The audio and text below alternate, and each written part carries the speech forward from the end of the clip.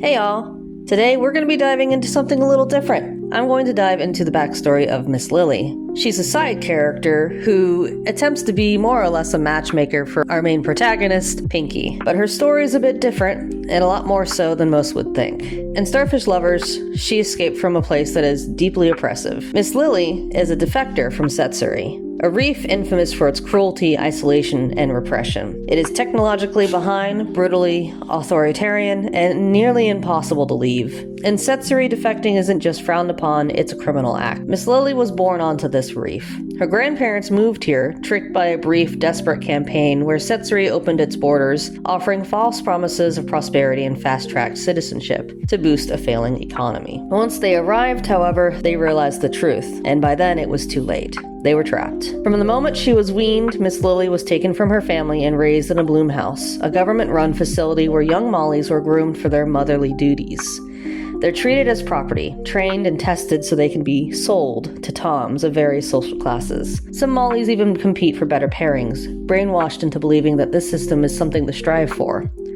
Others try to hide the gender of the children to protect them from being taken. Miss Lily was never purchased. Instead, she rose through the ranks of her bloom house and became a staff member, eventually reaching the level of Mother Superior, serving alongside the priest in charge. But her growing influence made her a threat. She had a brief relationship with the priest, who promised to marry her, but when she became pregnant with her daughter Nolly, he turned on her, exposing her, stripping her of her title, and using her as an example. Not just because she broke the rules, because, obviously having a kitten out of wedlock is a no-no, but because he couldn't stand a woman gaining power. Miss Lily escaped. She fled to Emmerich, defecting with her newborn and hoping for freedom. But Setsuri never forgets. There are things known as Sabanes, elite Setsurian hunters, and when they lack prey, they hunt defectors. That's why Malar appeared in Emmerich. He was sent to capture Miss Lily and bring her back, along with Nolly. Nolly would eventually be forced into the system, and Miss Lily would face trial, or most likely worse. But thanks to Pavo, who helped teach Nolly to defend herself, they were able to fight Malar off. And it wasn't just survival, it was defiance. Miss Lily's story is one she keeps behind closed doors,